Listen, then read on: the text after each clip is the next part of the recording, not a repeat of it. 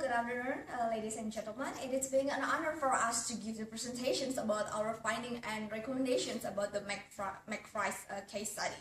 So at the first time, let me introduce my group today, my team. So my name is Monica, and this is Gabby, Katrina, and also there is Masud. So this is our team. So we will discuss and then we will give the findings. We will present the findings and then the recommendations about the McFry's case. So at the first time, I just want to give the outlines for these presentations. So I will gonna talk about the theories behind bribery, and then Gabby will continue to give the explanations about how's the customer and then company expectations about the bribery. And then Katrina will continue to give the explanations about the risk exposures for McFry's, Martin, and McDonald's. And then the last one, Masud will conclude everything and give the decisions about the payment request. So let's just start it.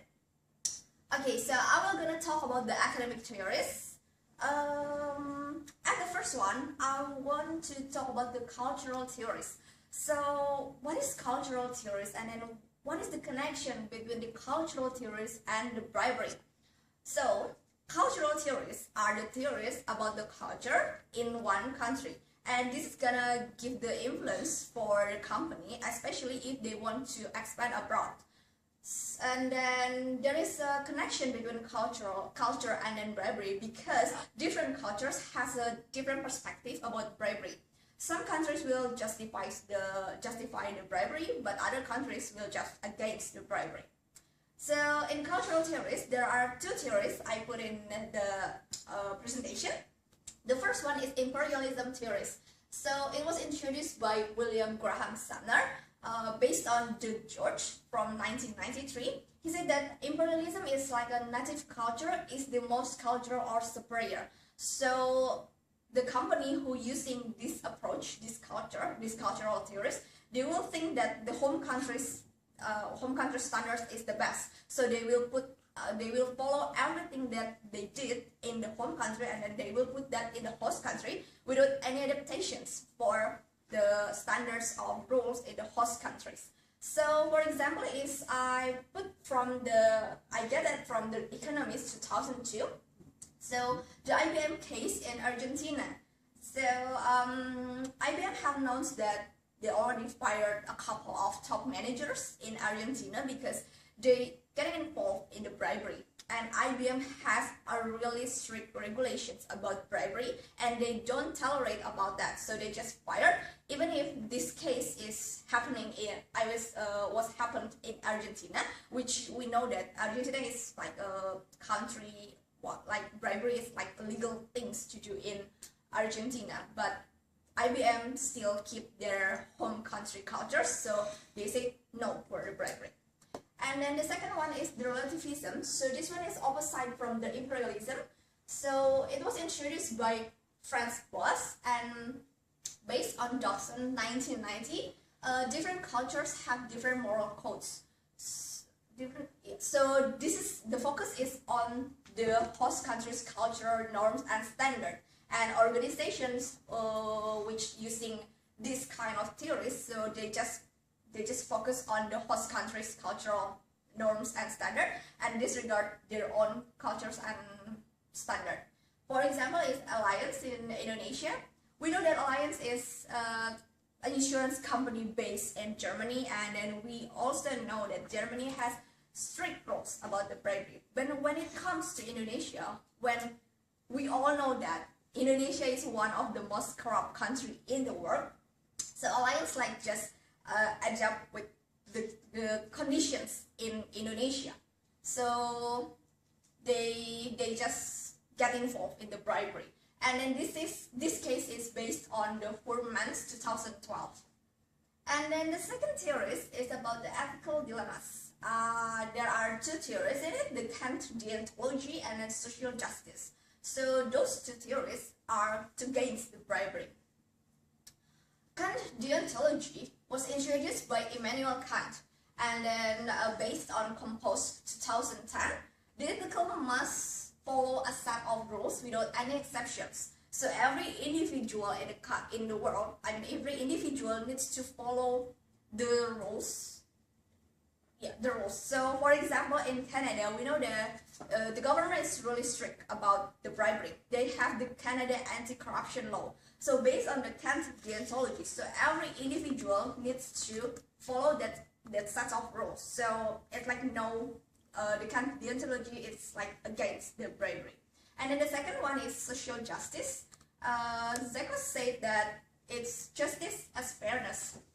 Fairness will be occur when everyone in the country, when everyone can get the equally things. So everyone can get the same things, same opportunity. And then when it comes to bribery, it violates the equal liberties, because bribery just gives the advantages for one person and then give the disadvantages for the other. So yeah, that's about the academic theories. And then I will pass it to Gabby. Gabby will talk about the company and then customer expectation. Thank you, Monica. Hi, I will be talking about the companies and customer expectations. The customer's expectations about us making this payment request can be narrowed down into two aspects. First would be how much the customers are willing to pay for a meal with fries which meets their expectations in terms of quality and taste. The second would be the way the products are produced and sourced. So, if the price is the customer's main concern, even though it seems like the payment that has to be made does not affect the finished price, if the profit the company seeks is taken into account, it might actually make the finished price of the product more expensive. On the other hand, if the payment request is not made, the alternative solution would be to look for another supplier to source the product. The disadvantage of this solution is that their price might be higher than our own. This would increase the finished price once again. The quality will also be considered if we decide to take this approach, as we have to outsource from other producers, and the standards might be different compared to our authentic McFries product. Therefore, by taking this into considerations, the payment could be justified for the sake of our customers and our promise to them. However, this does not address the moral expectations of McDonald's customers towards the company. Because if the customers are truly concerned about the way we source our products and the details involved in the logistics, then this payment could put us in dangerous position and will affect our brand image in the future. A good example that can be linked together with this issue is Walmart bribery case in Mexico. In November 2011, the company disclosed possible violations in Mexico to the U.S. Justice Department and Securities and Exchange Commission. The company had to pay $439 million for FCPA, or Foreign Corrupt Practices Act investigation, for investigation matters. And according to David Farkas and Renee Dudley, this case is one of the most expensive probes in the U.S. history. And from that moment, the company, Walmart has come under intense criticism. The company suffered bad image, reputation, as well as loss in stock price. The scandal did not just stay in Mexico. There were several members such as Retail Action Project, Alliance for Greater New York, and United Food and Commercial Workers are trying to stop the company from expanding its business in New York City.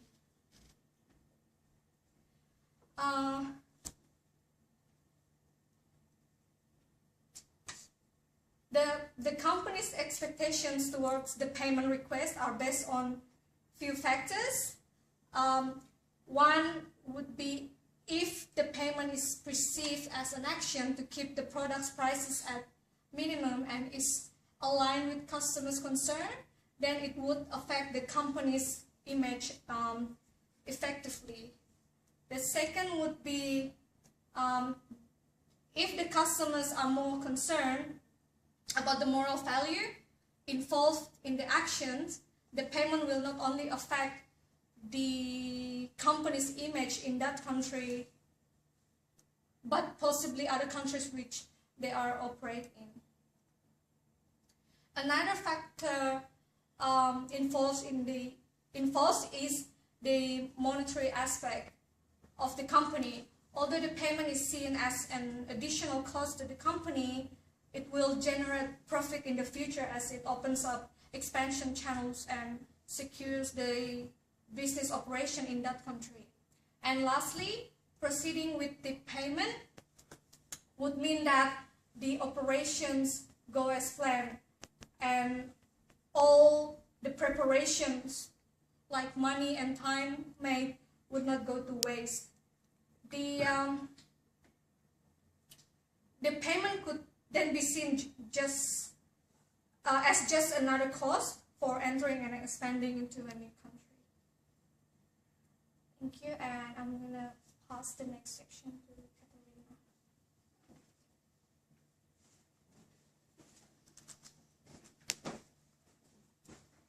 Hello, I'm Katrina.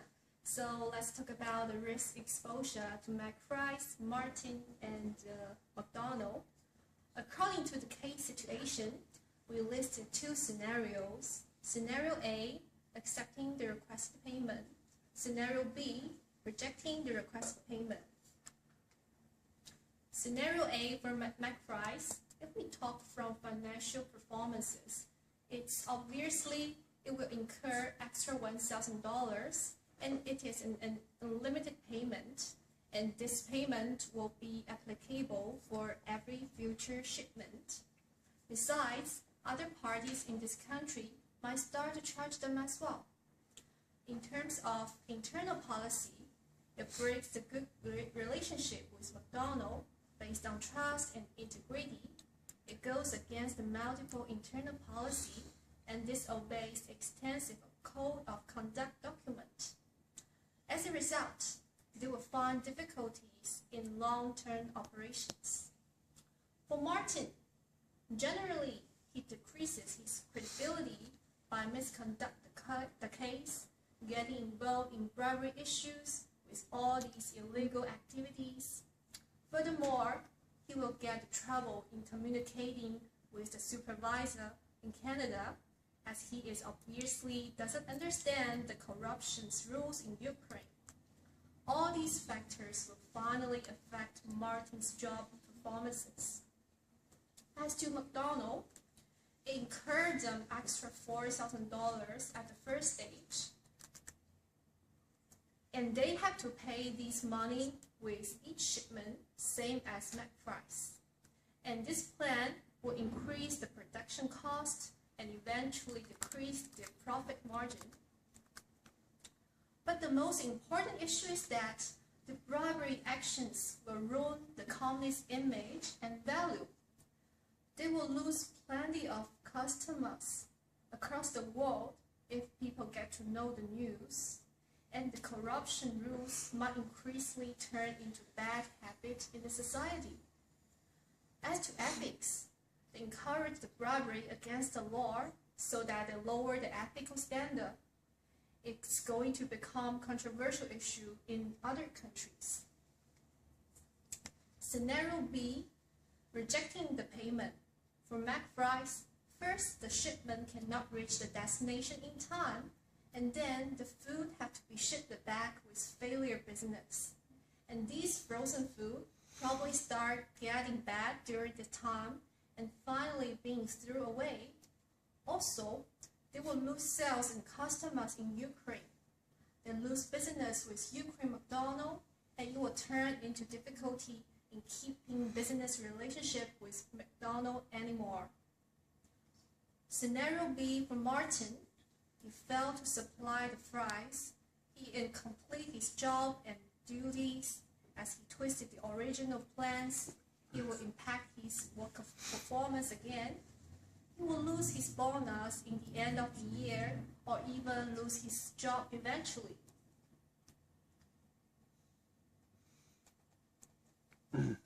Scenario B for McDonald's. Scenario B for McDonald's, they would have problems in source, capital, and quality. As they can't ship fries from overseas, they have to replan the source strategy.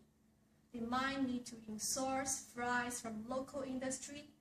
However, we have no idea about the cost of local purchase. It could be higher than shipping from overseas. And if they do that, it has bad impact on the long-term relationship with McFries. Moreover, the taste will be different, and they will fail to provide the same quality of the fries as the ones in other countries. All right, now I'm going to transfer to my team member, Masood. Well, I would like to thank Katrina for mentioning the risks involved. We're going to make the decision, what we came to. Well, this is hardly a decision-making scenario, as there's only one right option, and that is refusing to make this payment, which will jeopardize Martin's job and reputation, McDonald's brand image, and also corporate values at McFries. Based on the theories by academics Monica described earlier, the emphasis should be on how they operate in the country they operate in. What they do in the home country they should do the same thing in the host countries as well. And they should not endorse this kind of behavior. McDonald's is all about customer services and customer experience. And when emphasizes on this matter, my question is, why participate in such things that will jeopardize how customers feel about McDonald's? McDonald's is a multinational corporation, and they operate in 131 countries. There's even a store in Guantanamo Bay where they offer inmates Big Mac and French fries for cooperating with them. This is just an example of how far McDonald's has reached in countries, in communities, and in our lives. So refusing this payment should not be only to justify Martin's job, McDonald's, or McFries. This could be used to encourage the reduce of this destructive phenomenon and contributing to our communities. Well, I don't have any kids, but if I had kids, I would like to take them to a store where they don't abide this wrongdoings. From what Gabriella explained earlier, customers see this payment as an act of bribery. This is perceived as an act of bribery.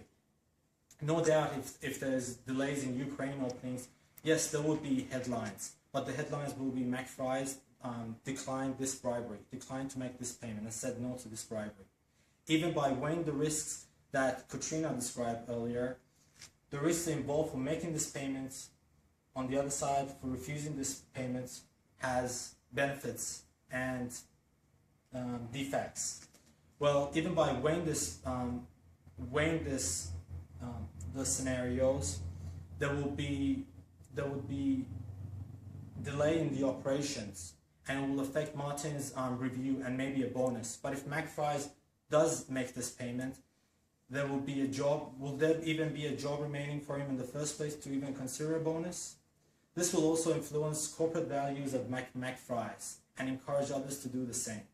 What this reflects on McDonald's image will not be good, and the Walmart case was a perfect example of this. Well, and also at the end, this will impact on McDonald's stores where they operate. This will impact the sales of every single store and all the customers just for the sake of opening 2 new stores in Ukraine. I would just like to come to conclusion and thank you for this opportunity. Our references that we used to gather this presentation and make our decision was based upon the readings and the literature review that Monica did on D. George, 1993, Dobinson, and other references. Thank you.